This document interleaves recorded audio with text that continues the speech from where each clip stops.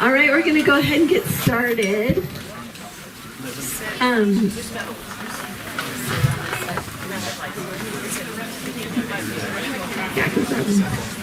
We want to thank you guys for coming out to this life celebration.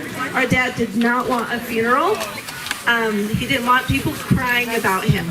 So we thought we'd just throw a barbecue that seemed much more casual and much more our family and much more our dad.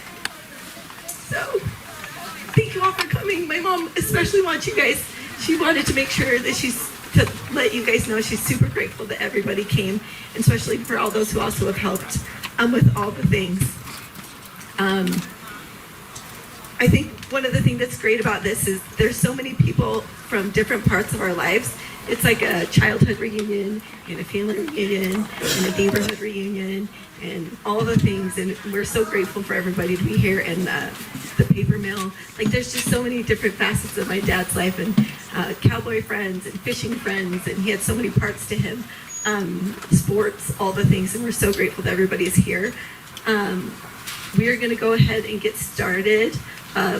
Bishop Hancock's going to start with a couple of remarks, and then my brother Clint is going to give my dad's life story. Hey, we want to just extend a welcome to y'all to come out and celebrate Gene and his life.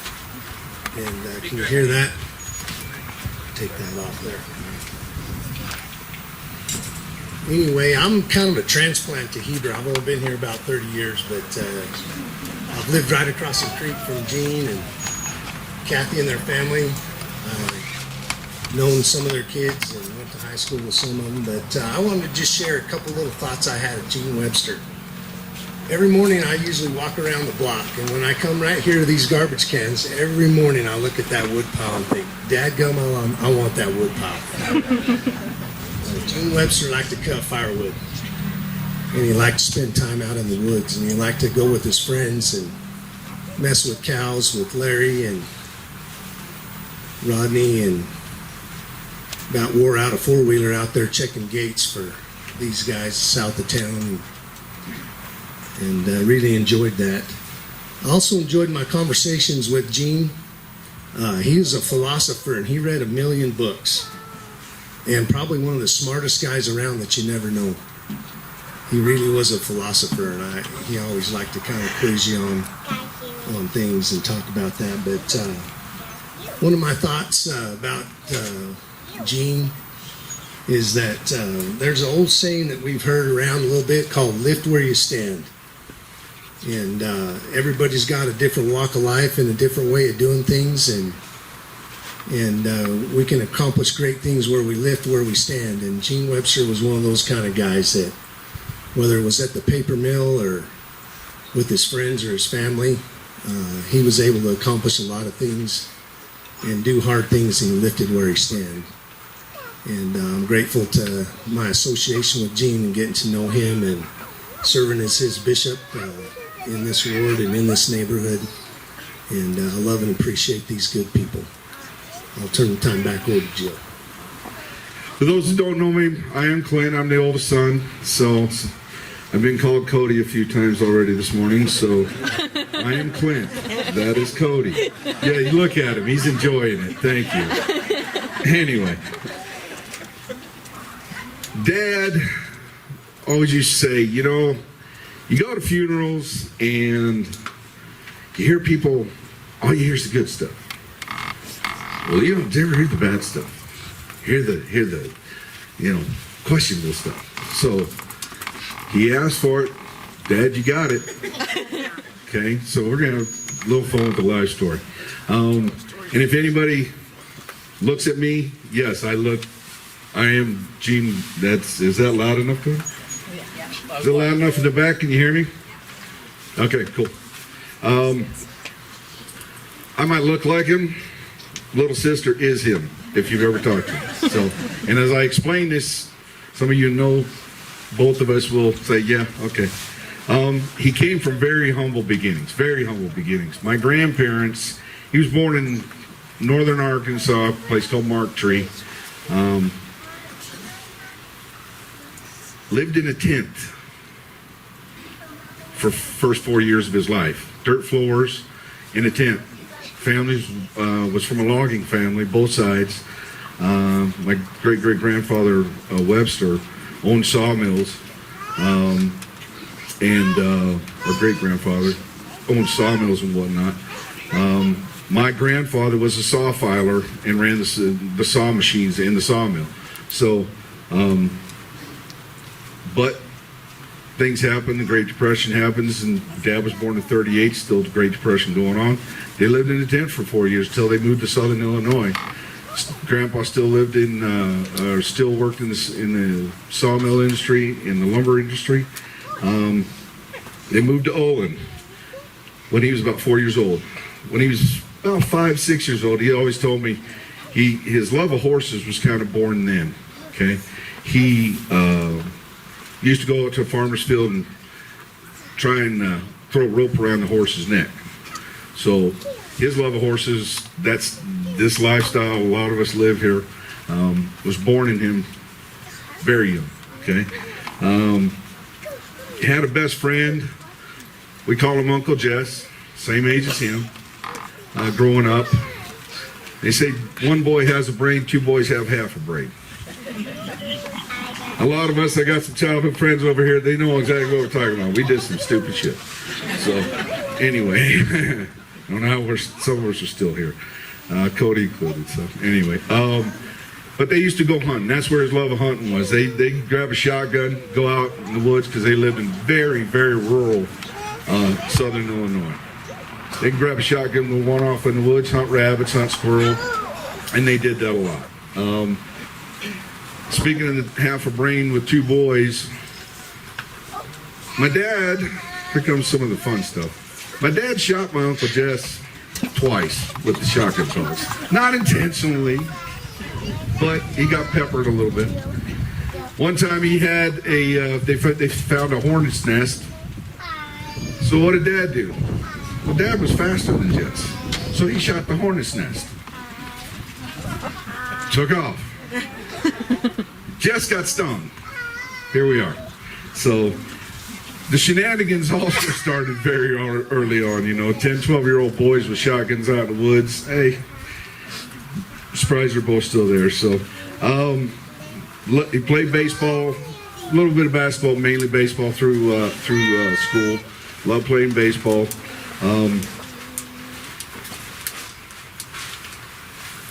Get into high school, couple things, and I don't know if some of you may know the story, but get into high school, you get even dumber, teenage boys. Does anybody know my dad outrun the cops one time? I lost them. Gene Webster outran a sheriff. They're coming up over, Sheriff, they were in my grandfather's truck, him and his buddy. I think Uncle Jess was probably there. Come up over a hill, road wide, turned off the lights, went this way, Sheriff went that way. Road had a bunch of potholes in it. It was just a ruddy, bad road. Next morning, all 4 tires were flat. My grandfather cursed Armstrong tires till he died. My dad finally told him when he was probably maybe 45, 50 years old, somewhere in there. Finally told my grandpa, he's like, yeah, no. Anyway, he had a lot of fun in high school. He didn't tell Grandpa about that story, but one story that stuck with us is where he really had to learn about honor and integrity. He let my Aunt Helen drive. Now, my dad's probably 16, 17, which means my Aunt Helen's 12, 13 years old. They're out 8, 9 o'clock at night. Dad's like, let Aunt Helen drive. Well, she missed that corner, went straight through a farmer's fence. Dinged up the car a little bit, gets out. Dad, they got out of there, went home. Dad takes Grandpa and shows him the car the next morning. And that's where he really screwed up, because he goes, don't worry, Dad, nobody saw us. And my grandpa lost his damn mind. And they went straight back to that farmer's house, and my guys are I've got some of my guys that work for me here. Grandpa made him fall on his sword. So, and they had to fix that fence. But Dad, you know, he had to learn to be an honorable man. And some of that's learned. You know, life lessons will teach you that, right? But also with Dad, when they were young, maybe 12, 13 years old, railroad track ran through the middle of their town. There's a watering hole there. Well, 12, 13-year-old boys, they went skinny dipping. And then when the passenger train came by, they'd get out of the water and they did that several times till a man from the railroad came down the tracks, caught him in the water and said, this is the end of this, boys. You know, so again, shenanigans, little sorts of things, you know. My dad's an awesome dude, but he wasn't St. Jean. So, right? So, got through high school, went into the Navy. You're talking about mid-50s here. A lot of the kids, there was no internet. There was no, you know, cell phones.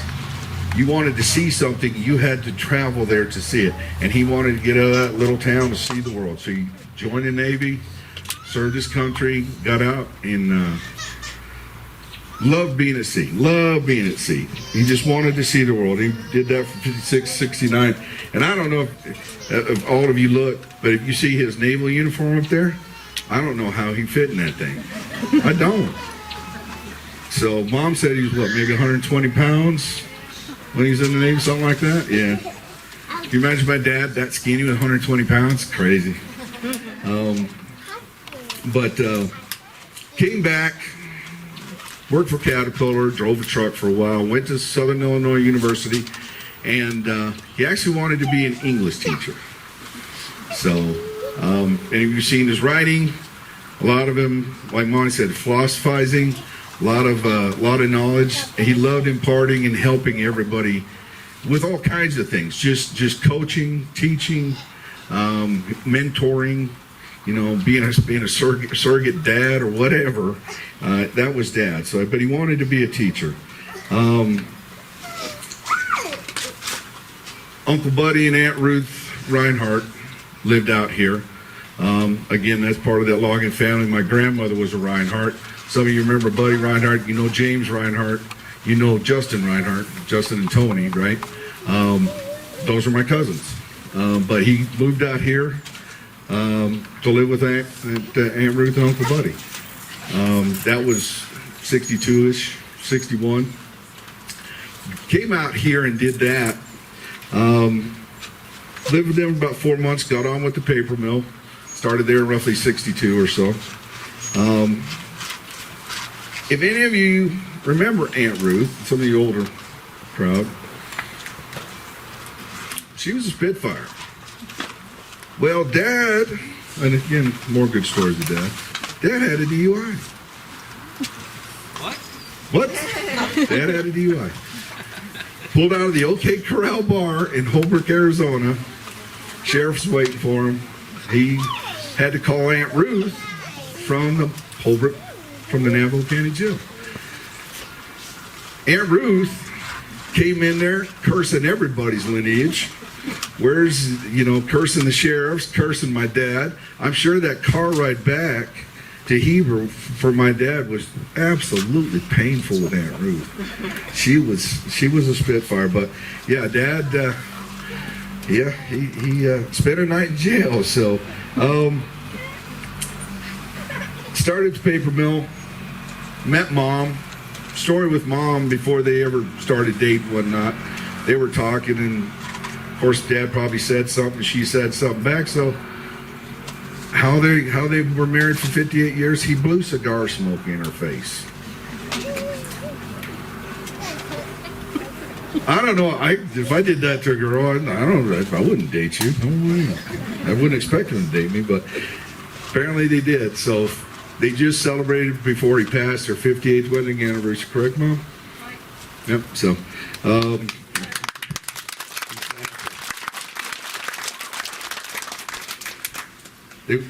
We thought they were going to kill each other sometimes, but they didn't.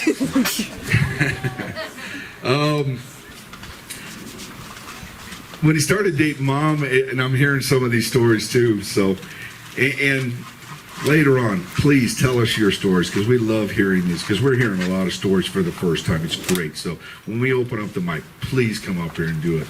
It does us a world of good to hear them.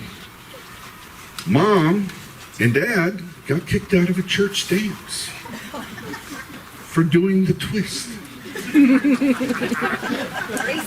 Seriously, they got kicked out of a church dance for doing the twist. They were in, what, about 10 friends, Mom, he said? Yeah, so it's great. I love hearing these stories, you know. Get further along, you know, started building a family and whatnot. Kids going along and this and that.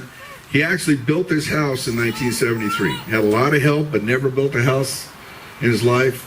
This house is standing since 1973. He built a lot of books. Again, back to what Monty said, if you can read, you can learn a lot of things. And he learned a lot just building a house, and he built it. So he coached our Little League teams. Mine and Cody's. Coached our Little League team. So looking at the yard, you see this front yard right here. Those trees were way smaller 40 years ago, 45 years ago. Show my age, right, Kyle? But those trees were much smaller, and this was the neighborhood football field. So we had all the neighborhood kids here. We had the Francos and Kyle and Dustin and Derek. We played football in the front yard, right? And if Dad was home, because he worked shift work, but if he was home and like did swing shift, and he was home in the afternoon, he'd come quarterback for us, you know, just so the teams were even. So he was always loved playing sports, loved watching sports. Him coaching us during base, you know, when I started Little League, he drilled a hole through a baseball, ran a rope through it, and would swing it around his head. Slower, a little faster, so I could practice my batting and getting the timing down, seeing a baseball coming at me. Another thing he did when he's standing in the batter's box, probably couldn't get away with this today, but he would line up bats. We'd stand in the batter's box. He'd line up bats behind us. You were going to stand there, and you were going to watch. You were not going to step out if that baseball's coming at you. You were going to take the hit. If you step back, you ended up on your face or your butt. Okay, so a lot of little techniques he would do to help us get better at sports. Jill, I'm sure you got all kinds of stories. Jill, unfortunately, all of us, the rest of us kids were gone, so she played all the sports in high school, and I'm sure Dad was all over that. So, but he was always our biggest fan. So the list, and then I'll get into some more of this, but this list of stuff that's on the card here. He loved watching his kids. He loved watching the neighborhood kids. He loved just watching, being part of this community and being involved, doing that.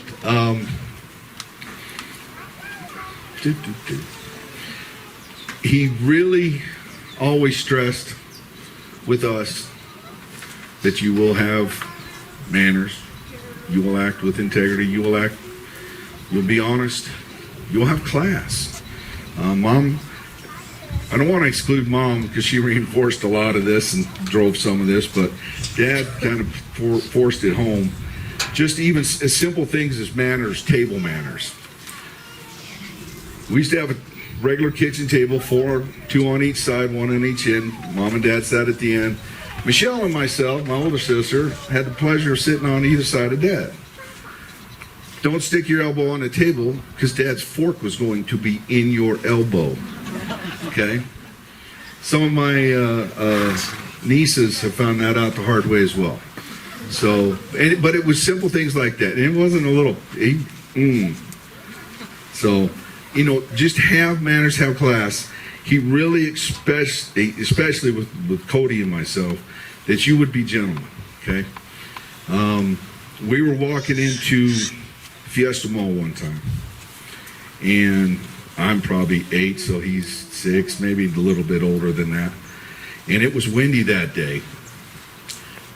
So we're walking up, and there's a little old lady in front of us, and she grabbed the door, and she held the door, and like she held the door open for us. And me and Cody, I'm in front, Cody's right behind me, and the wind, she's struggling against the wind, and hey, I walked through it, and so did Cody. Hey, my dad lost his damn mind. And we had to listen, I don't know, 5 or 10 minutes. Remember this. Yeah, exactly. When you get lynched like this by your dad, you like, Yeah, I messed he up, was. I don't know why. Exactly. So, and he gave us just, you will be gentlemen, you will hold the door for everybody, especially women. You will treat people with respect. My dad lived his life by the golden rule. Treat others how you want to be treated, right? So, he loved to fish. Loved fishing. You see that boat out there? Loved crappie fishing, mainly, at Roosevelt. I screwed it up. But some of the quirky stuff with Dad is on the boat. Because we had some water, we had Vienna sausages and double stuffed Oreos. That's what we were eating on the boat if we wanted something to eat, because we were staying out there all damn day. Sometimes. If we were catching crappie, we were not going back to shore. So, but yeah, Vienna sausage, well, hell of a combination, right? Vienna sausage and double stuffed Oreos, okay? There's a bugle. Is a bugle something out there? I don't know. Anyway, we had a bugle. He would have me, I played trumpet back at the time when we were kids, 10, 12 years old. He'd have me play taps about 9 o'clock at night at the campground. This is when you used to be able to camp down on the water. And that campground would just get quiet. He loved it. He was an MC at the campgrounds. We'd get down there like a week later, and y'all know Dad. He knew everybody in the campground. And not just their names. He knew their backstories. How many grandkids, how many kids, what they did for a living. He knew everybody. He just loved people. He also loved, again, back to the love of horses. You see, we got the horse here. He loved being on a horse. When he moved out here, boy, that was advantageous. Got to know Porters, Despains, and Gibson's clan. He's like, hey, you can get with them. I can ride a horse anytime I want. So, and he did. And he just loved being on a horse. He would tell me that there's his adrenaline rush, his greatest adrenaline rush. He's like going hell-bent for leather, chasing some crazy range cow. Through brush, through the cedars, through, he's like, I don't know if I'm going to end up he dead with a broken neck or if I'm going to get the cow. But he loved that adrenaline. That was his biggest adrenaline rush. I don't get it, Dad, but I might look for it, but I don't. Anyway, he loved it. He loved his saddles. How many saddles did he have at one time, Michelle? 3? Well, 3 or 4? Well, small ones. Yeah, he had all kinds of different saddles for years. For And us kids. yeah, exactly. He had a lot, and then he'd change saddles. When we'd take road trips, when I vacation, I road trip, and I mean a long road trip. I'd travel through all the western states. We would have to hit, he'd kind of research it. It's like, oh, we're going here. He'd research a saddle shop. He wanted to go see a saddle shop. So we did one trip, Cody and myself and Dad, and we went up, saw the redwoods up, and we crossed through Reno, Nevada. We had to stop in Reno. There's a famous saddle shop. All right, Dad. Spent 2 hours there. Get up through Yellowstone, go over the Bighorn Mountains, which is part of a book called The Virginian, one of the first westerns he ever read. He wanted to see the Bighorns. Well, coming out of the Bighorns to the east, Sheridan, Wyoming's right there. What's in Sheridan, Wyoming? King ropes. For all the cowboys here, you know what king ropes are. Well, they have a saddle museum. He was in Mecca. He loved saddles. We spent like 3 hours there. That was actually pretty cool. There were saddles from the 1800s. He was going to donate a saddle. I don't think I ever told you guys that story. but he loved his saddles. He loved to dance. He could two-step. He could jitterbug. He could obviously twist, right, Ron? You got kicked out? But he loved to dance, and he would actually, he would go out. He'd come down and visit me. Well, my ex-wife and my current wife were great friends, best friends. They'd take Dad out because they go find a shit kicker bar and take him out. Now, that worked to his advantage multiple ways. He got to dance, but he also got to go out with two women that are 30 years younger than him in their prime. You know, this is 15, 20 years ago. And all the guys are looking at him like, what's that old man can pull these two hotties? What's going on here? So, but my dad loved it. So he walked in a bar. They walked in a bar one time, walked behind the guy goes, those guys, the doorman's like, those girls with you? He goes, yep. And just walked off. So he told him later, it's like, well, actually, those are my sons. That's his one wife and the ex-wife. So, but he loved playing that trick on some of the doormen when they go out with Becky and Mona. So, love of reading, like Monty said. He read all the time. He'd sit out here on the porch, puff on a cigar, and read. He'd come down to my house this time of year with the monsoon seasons, sit out in the garage because I live in Far East Mesa, so you get storms, the monsoons coming in and over superstitions and light and flash and this and that. And he sit out there in the garage, same thing, puffing a cigar, reading a book, watching the light show go on, with all the storms coming in at 9, 10 o'clock at night, right? So, but he loved to read. And on the card again, there's a book on there, How to Win Friends and Influence People. And I'm sure he's told many of you about that book. Okay, and I actually kind of have, my guys, they know this, is required reading for my guys when they come on my crew. But he loved the books. He loved reading. He loved helping people become better. And if that was a book that would do that, he would do that. Louis L'Amour, there's Louis L'Amour on that list as well. He's read every Louis L'Amour book there is 10, 15, 20 times. He's got leather bound. I don't know if you put them out, Michelle, but there's leather. He has a whole set of leather bound Louis L'Amour books. So, and all other Westerns, war books, war chronicles. There's a Webb Griffin book up there. It's a lot of war stories and whatnot. Love the reading. So, Dad was a little OCD. A little bit of a worrywart, a little neurotic. God bless him, we love him. But he was. He told me one story, speaking of worrying and this and that, and Larry, you can confirm this, because he would tell me you told him one time he was too soft-hearted to be a true cowboy. Because he worried about the horses and their health. And he worried about the damn dogs and their health. Worried about the cows and their health. And it's like, you told him everything's got a job to do, but he was worried further than that. So, he would tell me that story.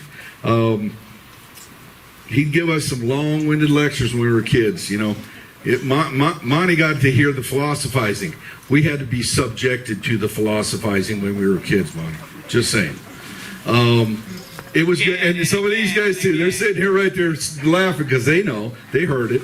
Some of them are the friends here, childhood friends. But there was always nuggets of wisdom in there. Even once we got older, he would tell the stories, right? And there was always nuggets of wisdom in those stories. And they were just life stories and this and that, but they were life lessons as well, right? The OCD. He liked thick-cut bologna. If we bought him thin-cut bologna, he wouldn't eat it. Had to be thick-cut. If you bought him, he wanted Walmart pies. Not fries, not Bashas', not Safeway. If you bought one, he wasn't going to eat it. He had to have his Walmart pie. Just those quirky or OCD things that we laugh about now. He color-coded everything. Everything. When we say color-coded, if you look at these poles, that are holding us in the cross members. They all have a splash of paint on them, spray paint on them. The orange ones were Dad's. The purple ones are Michelle's. The blue ones are Jill and Hiram's. The tarps, the corners of the tarps are painted. He loved color coding everything, right? That's also on that list. He had his socks numbered. Is there anyone here that numbers her socks? And there was a method to his madness. I didn't get here. Look. He numbered them. He numbered the socks. I'm missing number 9, right? This one says Turn J. your mic on. Oh, I turned that one says J4. Yeah, this actually says it's real faint, but it says J4.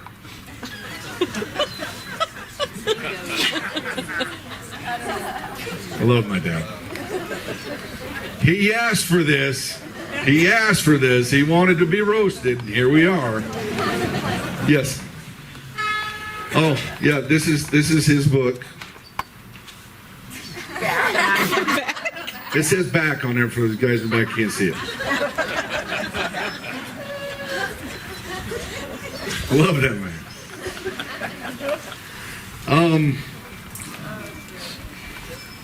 He was a master at making biscuits and gravy. That's the first thing on that list on that card. He made his own biscuits. Mom's a hell of a cook. She didn't make the biscuits, he did. She didn't like his sausage gravy because it had sausage in it, but he made good gravy otherwise, right, Mom? Speaking of the spray paint and the color coding, if you all look on the back of his boat, if you didn't see it, when you look at the back of that boat, there's the writing on there is spray paint. He used a stencil. He used a stencil on everything and spray painted it, again with the color coding. What we're having for lunch, pulled pork and pulled pork only. Chicken is only to be eaten if it was fried. Brisket is an abomination to barbecue in his opinion. So there's no brisket. I told him we should have some brisket just to piss him off one more time. And we're not going to do that. So Dad was a little bit frugal. I'm not going to say cheap. Because he was very frugal. Call him cheap sometimes. We busted his chops. But he liked giving to other people. Again, the stencil piece on the back of that boat, it says, my Ranger, which Ranger bass boats are like the Mercedes, the Rolls Royce of bass boats. He always dreamed of one, but he never really pushed it. It says, my Ranger goes to ASU. That's Jill. But he would rather spend the money on one of us kids or something else, friends helping everybody, than spending it on himself. So he either saved it or he spent it on somebody else, right?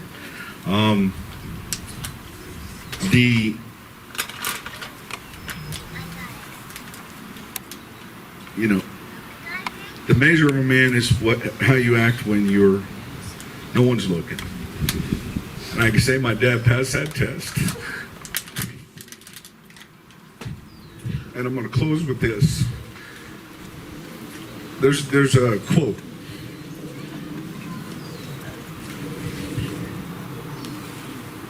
It says, "Do not be sad that such a man has passed. Be grateful, be joyful, be thankful that such a man lived." That's all you do. Thank you.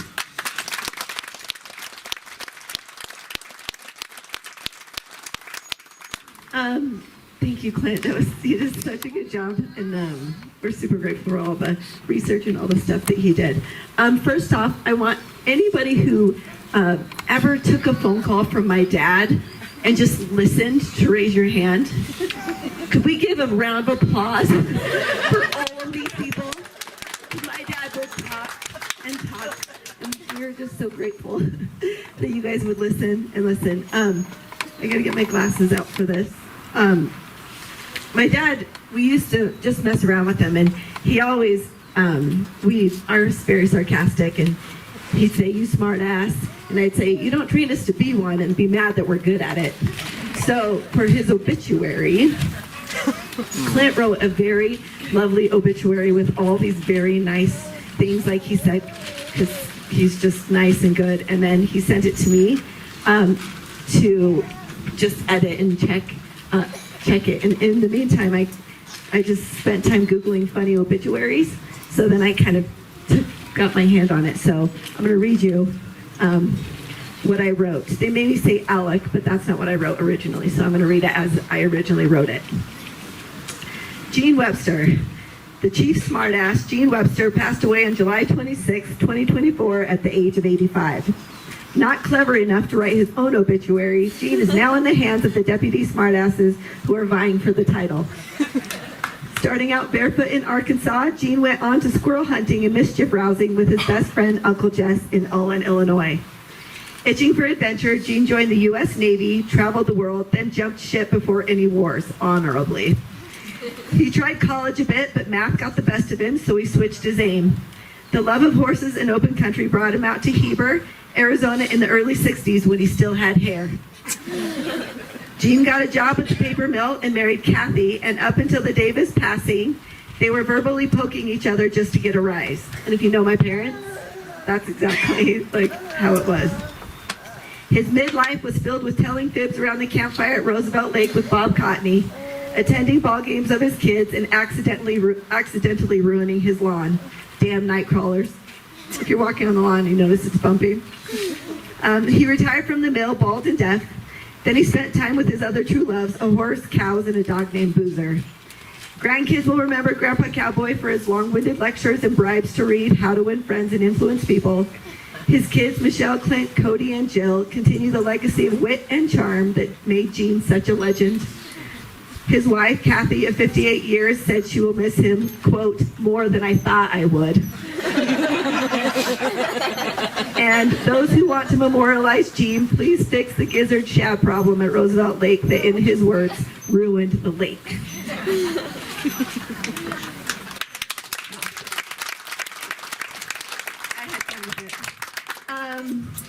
We went over all the things that were quirky about my dad. He had lots of sides to him, so we're going to open it up for anybody. If you'll come to the mic, it's directional, so make sure and go directly. And if you're off to the side, it won't work. But we want to hear your stories.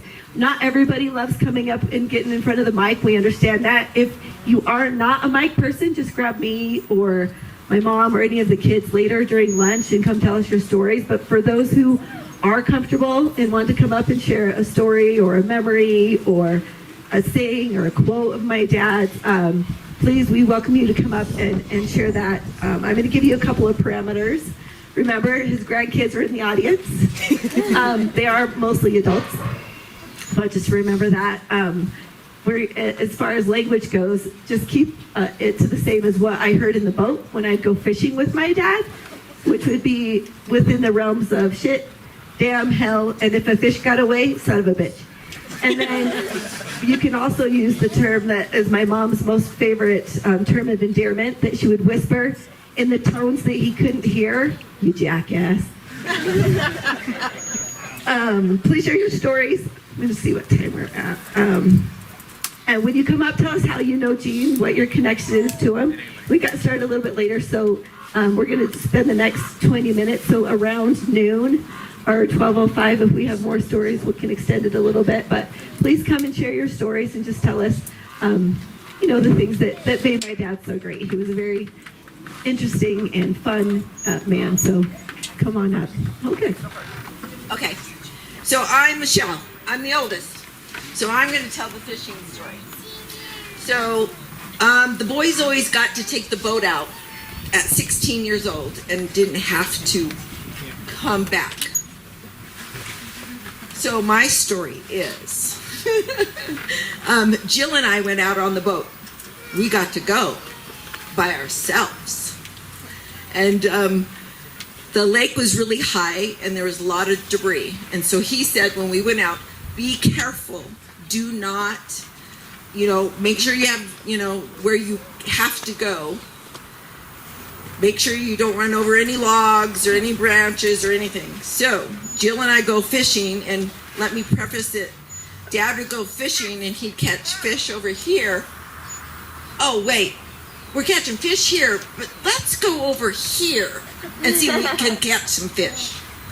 So Jill and I, when we go out, we caught every fish there was in that hole and didn't move until we could have to move again. Anyway, we headed back and it was dark 30. That was the best. The guys got to come back at dark 30. We didn't. But we headed out and it was dark 30. So we see this guy up coming into the lake, figuring out where he's gonna park, do this, and we're making fun of him coming across, and I've got the spotlight out front making sure we're not gonna run over something. And come to find out, it was my dad.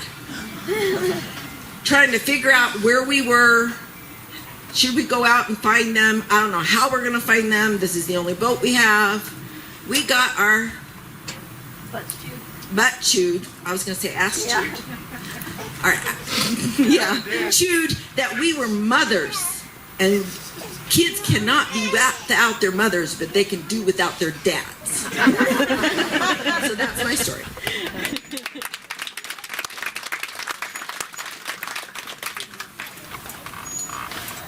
Good afternoon. My name's Monty Williams, and I was raised in this community. I'm grateful for that. The other night I visited with the family, and I shared a story with them, and I've been asked to share that here today. In the Heber Overguard area, back in the early 60s, deer hunting was a big, big event. In fact, it was so big, they'd shut school down for 2 or 3 days during deer season so families and others could go hunt. I anticipated hunting for many, many years. And when I turned the age of 12 and was able to get my hunting license, and you could go down to the store and buy your deer tag just over the counter, I did so, but there was nobody to take me hunting. My father, a log cutter, cut logs down on the reservation, and he was gone a lot of the time. I happened to be just standing down by Keith Blair's service station, and Gene Webster came in,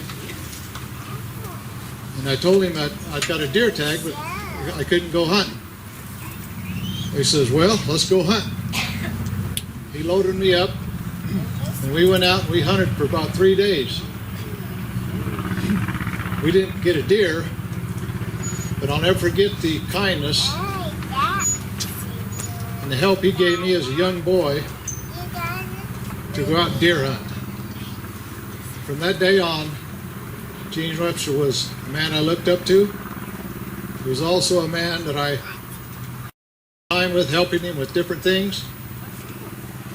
And he had the best crappie fishing camp ever held at Roosevelt. Thank you.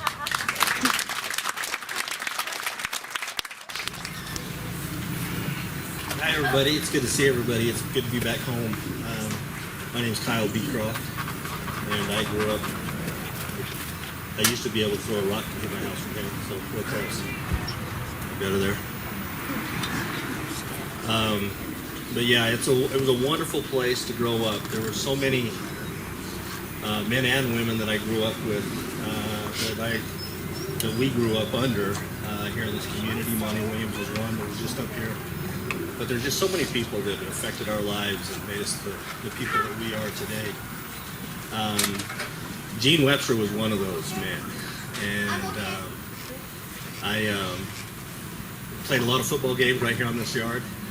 The trees are, I couldn't believe it when I pulled in how big the trees have gotten. And there's no way we could play that same football game today, Clint. No. No way. No way. Nor could we run that fast either. But no, you probably could. I could not. But anyways, like Clint said, Gene was such a great supporter of the boys in the neighborhood, and we play football here. Gene and I had lots of good conversations, usually about our favorite football teams. He loved the Cowboys, and as a Raider fan, I absolutely hated the Cowboys. And so our conversations were like, "Why are you a Cowboy fan? Why the hell are you a Raider fan?" And it was back and forth a lot like that with Gene and I. But I do remember one specific thing that affected my life and made me appreciate Gene even more. We went on a young men's activity, went to the lake, and I had never water skied before in my life. It looked easy. I thought I was kind of athletic. And so I thought it would be super easy for me. Well, I was absolutely wrong. And it was a struggle for me. I just could not get up. I could get almost there, and then something would happen. I couldn't get it. Anyways, Gene had the boat, and we went out with a bunch of us together, and we were all water skiing. Everybody else could get up. I could not do it. And anyways, so Gene, he's like, "Kyle, we're not leaving here until I get you up." And he's like, "I can't believe someone as athletic as you kind of are can't water ski." I said, "I don't either. I have no idea." Anyways, so me and him, everybody stayed back at camp. Me and him went out on the lake. And do you remember that? Yeah, that boat right there. And we went, and I kid you not, we must have been out there another 2 hours minimum. And I was frustrated, he was frustrated, but he just kept encouraging. "You can do it. You're almost there." And I eventually got it. And you know what? You don't remember a lot of things from your past, but that one stuck with me tremendously. I always loved talking with Gene. He was a lot of fun to talk to, very charismatic, colorful. I got a kick out of him. Clint, you sound... you sound just like your dad. So you're your dad all over again. But I love that. Gene was a wonderful man. He also, and I'll have to share this, not in this occasion, but I'll probably share it with some of the boys in the neighborhood. I'll tell you later. But it was a funny story about Gene, and but I really appreciate Cam. And when I heard that he passed, not only was I sad, but I also it's like losing another dad. And he was wonderful, and I was so excited to come out and see everybody and give support to Gene because he was a great man. Thank you.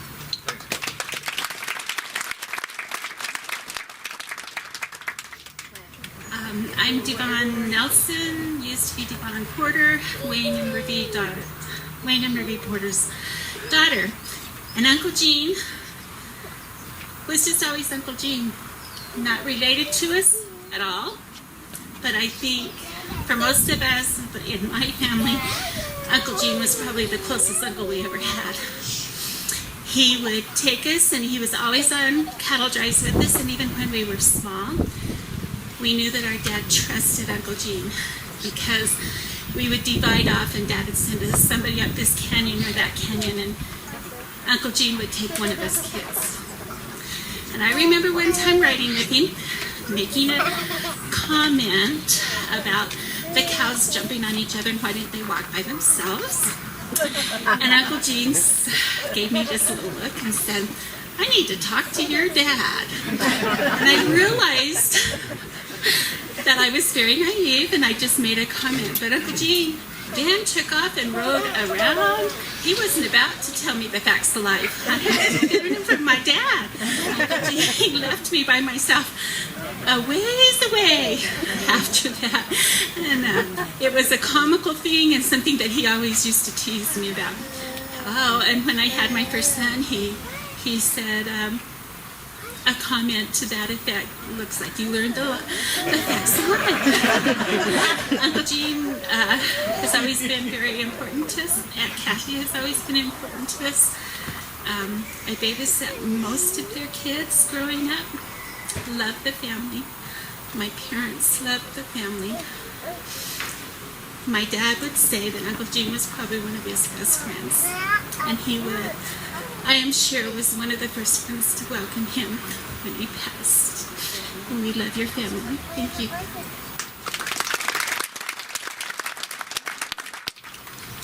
Hi, my name is Larry Gibson. I've known Gene more or less all my life. And Gene spent many days riding with us after he retired from the paper mill. But I just had a couple little funny stories that I want to tell on Gene. We'd gone together cattle out here west of town in that mud tank pasture. And a week or so before we'd gone, Gene got the bright idea that we all needed to carry walkie-talkies so we could all keep track of where we were.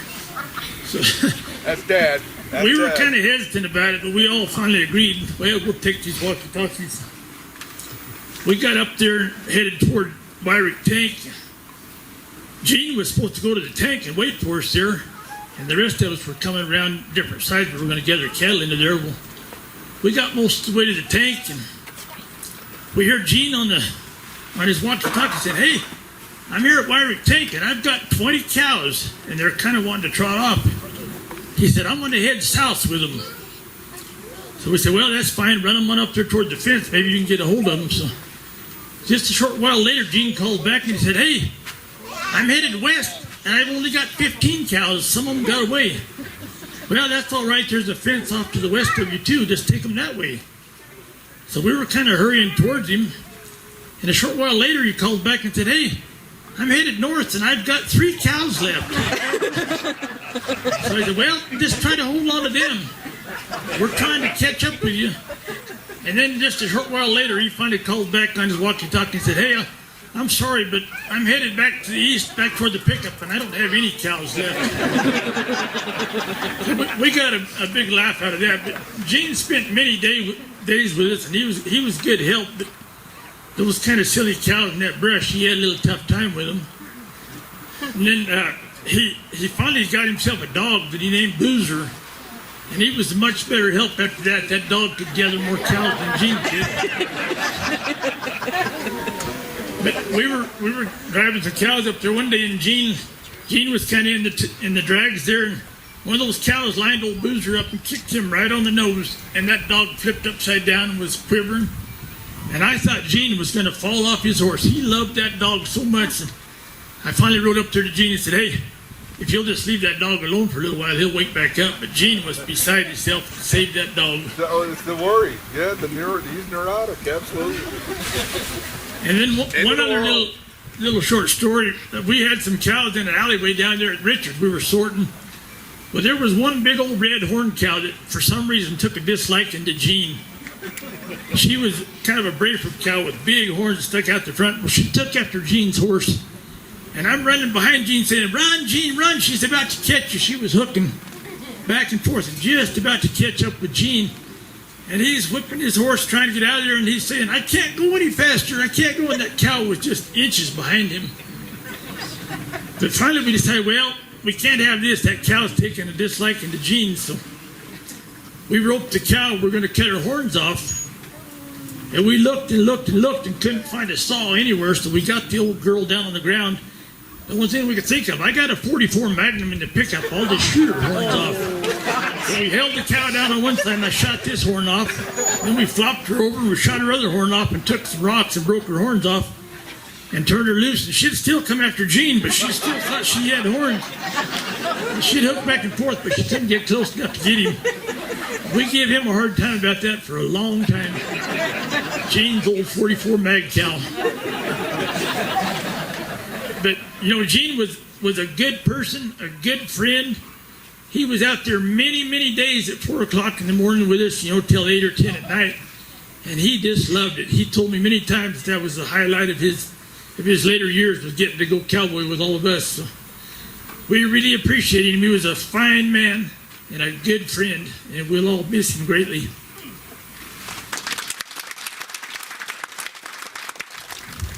Hey y'all, I'm Josie. I'm Jill's daughter, and I'm Gene's granddaughter. And this story, I'm getting closer. This better? Okay.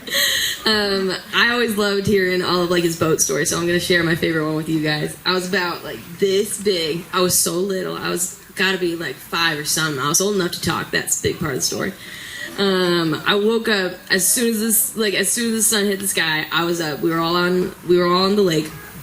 I was just hanging out, and I saw Grandpa climbing into his boat, and I was like, I want to go in the boat. Like, the boat's so fun. I want to go.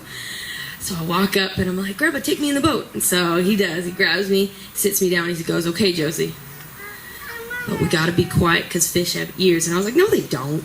And he was like, yeah, they do, and they can hear everything. So I was like, okay. I'd sit there quiet for 2 whole minutes, and then I'd start talking his ear off, because me and my grandpa, we shared that. He always talked, I always talked, except for he found that there was one time where there wasn't any talking that needed to be done, which was during fishing, and I still yet to learn that lesson. So I'm 5 years old, I'm sitting out there, and I'm freezing cold. I'm in this like huge neon orange like safety jacket, and I'm just talking. He'd go, Josie, the fish can hear you. I thought, okay, Grandpa. What do you think the fish's names are? He'd be like, Josie, they can hear you. Can you use the purple lure? I like that one so much better. Josie, the fish can hear you. Okay, Grandpa. Are you getting cold? I think the fish are cold down there. It's cold outside. And so, I'm little, so I don't know. I can't tell the time. He turns his boat right back around, drops me on shore. I'm thinking, okay, like, we're all done. We've done all the fishing that could be done today. We're all good. Time to hang out with our family. He pulls up to the shore. He grabs me by the shoulders of my jacket, sets me down right on the sand. He goes, go find your mother. And he turns it around, goes right back out fishing.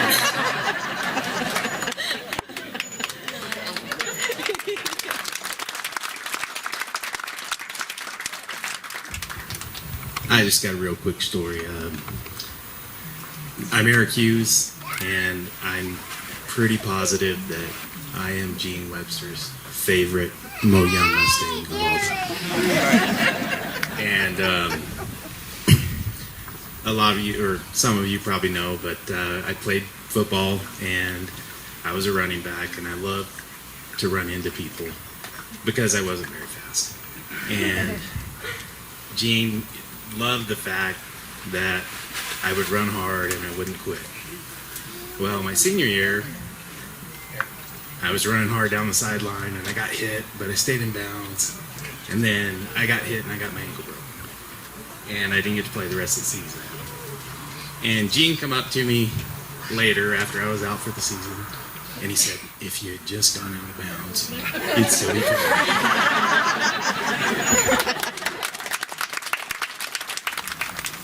I'm Gary Kirkman. I do cowboy poetry, and Gene asks me quite often if I'd do this poem, and he got quite a kick out of it. I rode a lot with Gene on the ranch, helping Larry and working for Larry. And so there's a lot of stories, but I'll be quick and I'll give you this poem. Larry mentioned that when we were working for the SR, for John Seibert, the cattle were kind of trashy. And they were wild, and there was just a mixture of them, all kinds. So I thought, well, that'd make a good poem. So I wrote this poem. Our brand was the SR. Those SR cattle boys I'm here to tell now, they're a special breed. Their disposition ain't the best. In fact, it's about the worst I've ever seen.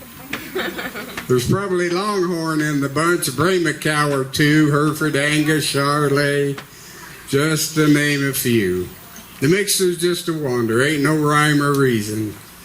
Come calving time, I'll tell you boys, you'd think it was hunting season. And I don't mean the big bull elk or the lofty white-tailed buck.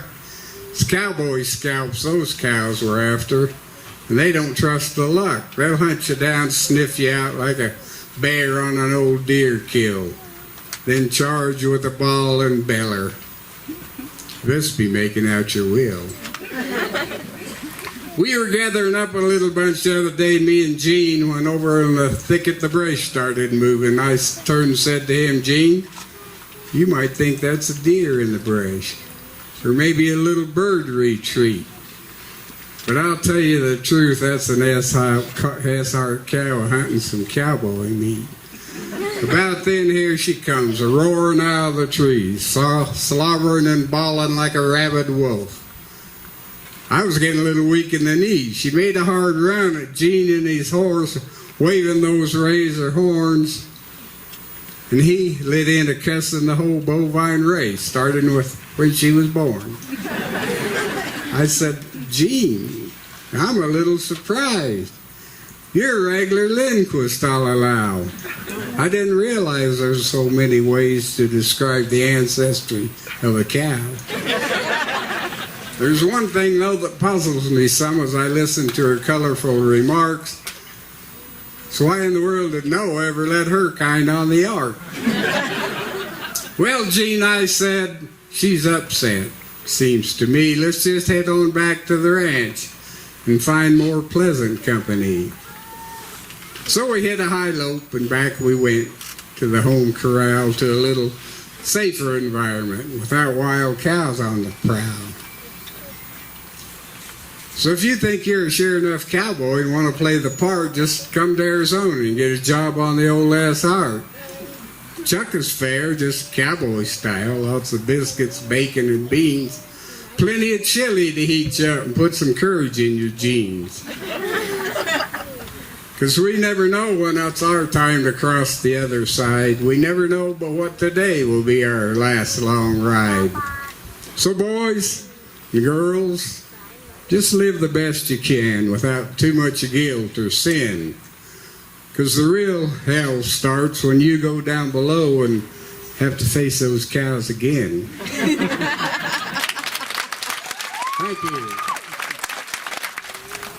I don't know how you guys got through this.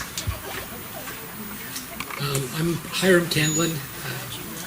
I'm married to Gene Jr. Light. And just a quick story about Boozer. He was so, Gene just thought that was really funny that he was going to have this dog named after alcohol. And the little kids were going to have to be like, "Ooh, Boozer." Well, so he introduces the dog to us, and Josie says, "What's his name, Grandpa?" And he says, "His name's Boozer." And Josie crouches down, puts her hands on her knees, and she says, "Come here, you sweet little loser." And Gene's face was like, I mean, it was great, yeah.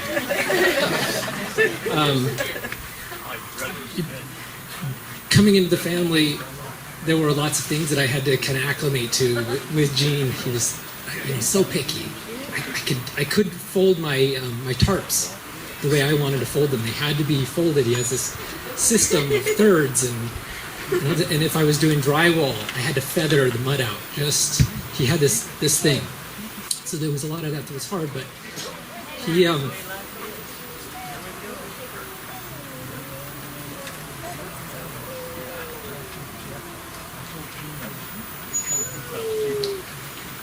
was a patient person. I don't know how many of you know when Jill and I got married, like how that went down. It was abrupt. There was no earthly reason that Gene should think that I was going to ask for his daughter's hand. And I was so nervous. And he didn't know at first. But I'm sure he clued in. But he waited 2 hours. And then he waited for me to do what I could do. And that was Gene.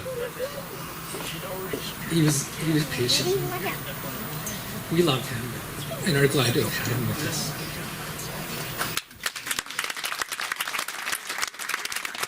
Thank you guys so much for your stories. And again, any of you who don't love mics, just come and grab one of us and tell a story. I had forgotten this. This is a story, of course, of my dad. They're not joking when they say I'm Gene Jr. I say, my joke is that I can make friends in Walmart on a Tuesday. And I actually met someone once, and I was telling him about my dad, and I was just saying something, and he goes, "Wait, I think I met your dad in the fishing aisle at Walmart. Is his name Gene?" And I was like, "Oh my gosh, yes he is." But he was in the hospital for a while. I don't remember how long ago. But then he started going around visiting It was people. about 20 years ago. And then he asked my mom, I believe, to buy him a rubber chicken. And so then he got a rubber chicken. He would go around to anybody who was stuck in the hospital just to make them feel better.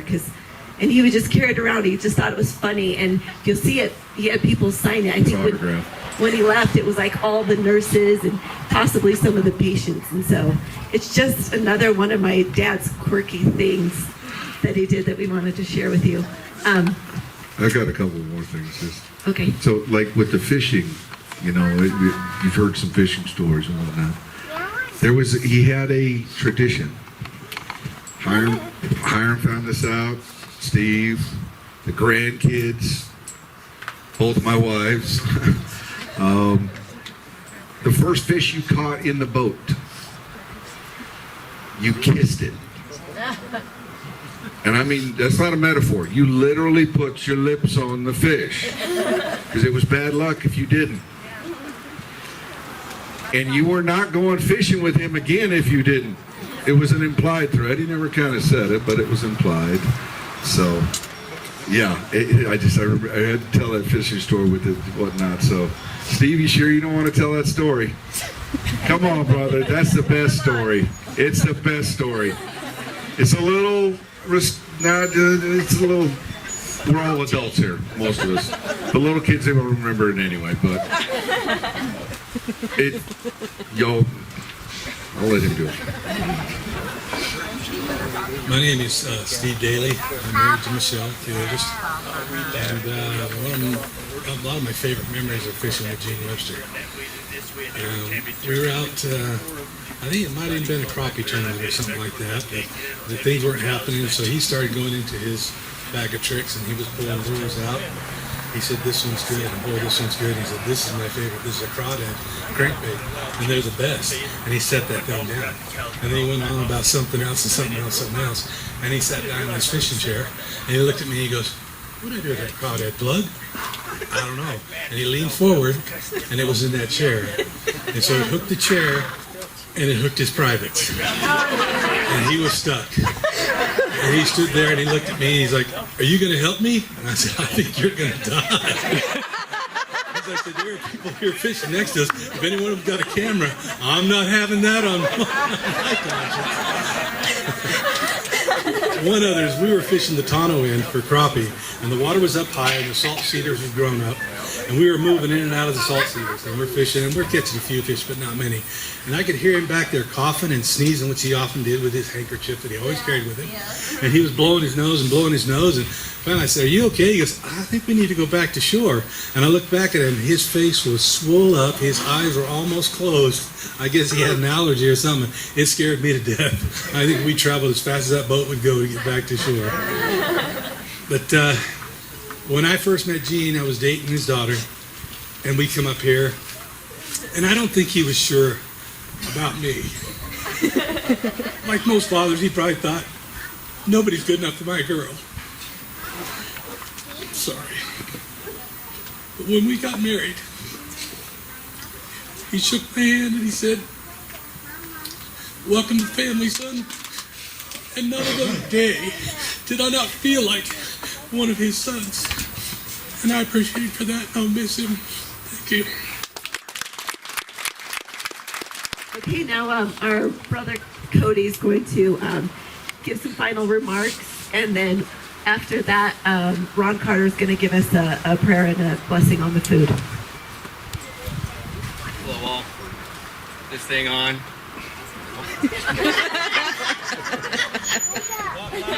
Sorry. Anyway, hello. Of course, I'm Cody. I'm his second favorite son. I'm number one in my mother's eyes. Yeah, he's mom's favorite, so. It's a beautiful sight here today.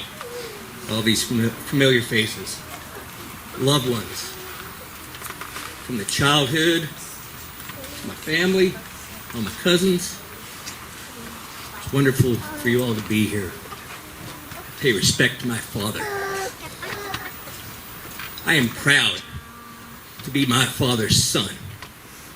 I'll say it before, I'll say it now, and I will always say that I'm proud to be my father's son.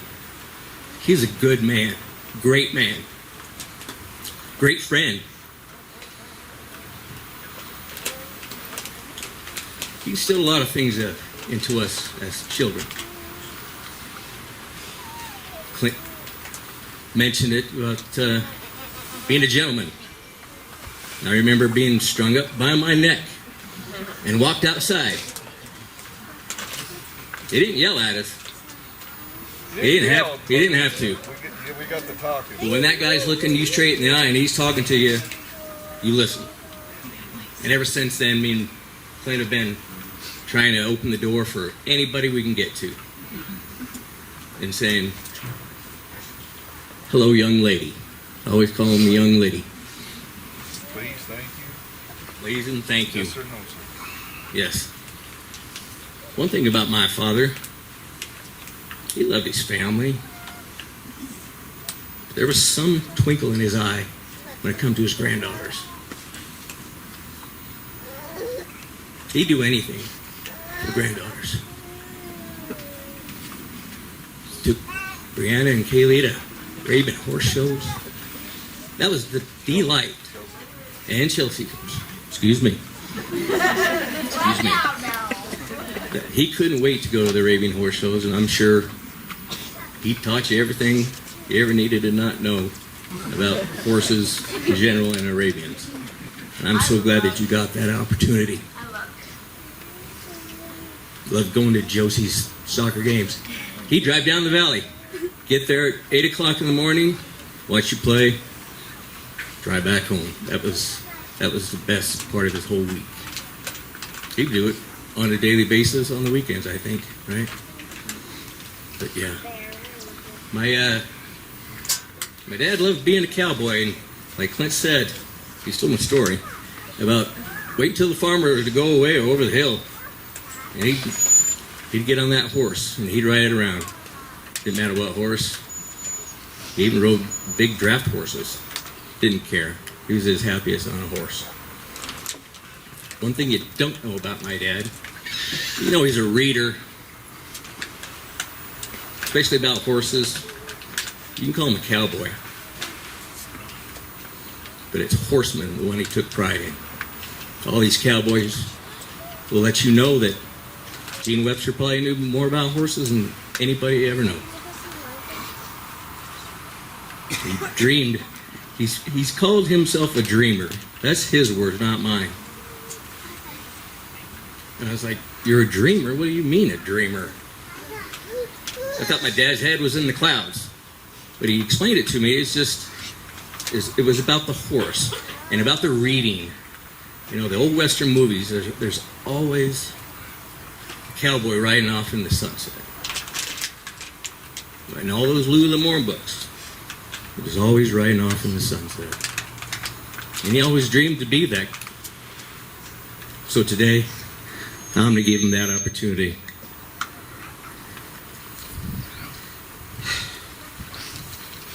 I think I've got everything covered. So, I appreciate all you people coming here and paying your respects. Today's a great day. Pay honor to my father. My father said many times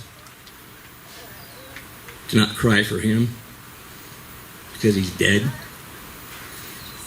Cheer for him because he's one of the lucky SOBs that got pretty much everything he wanted.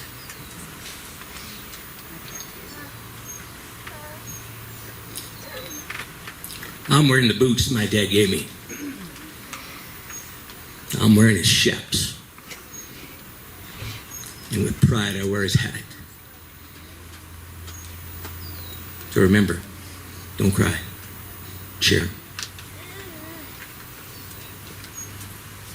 I just want to thank you all for being a Cowboys fan. Thank you.